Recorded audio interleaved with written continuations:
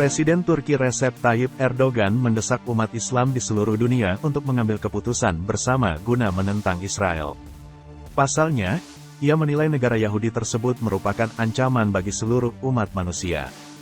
Hal itu disampaikan Erdogan dalam pidatonya di depan parlemen pada Rabu, tanggal 29 Mei tahun 2024, lalu.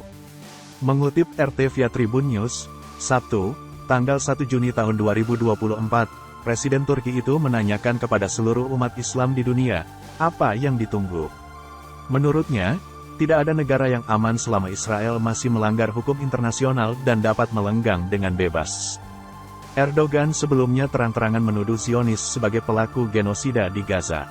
Dalam pidatonya, ia juga mengecam Amerika Serikat yang seolah diam melihat kebrutalan Israel.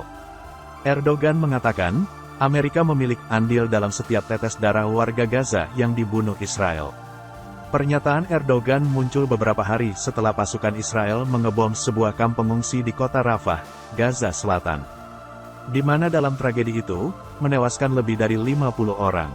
Serangan udara tersebut dilakukan kurang dari seminggu setelah Mahkamah Internasional memerintahkan Israel untuk menghentikan operasi militer di Rafah.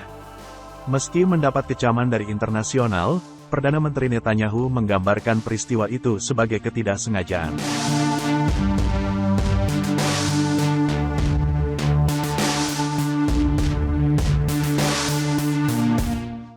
Download Tribun X sekarang, menghadirkan lokal menjadi Indonesia.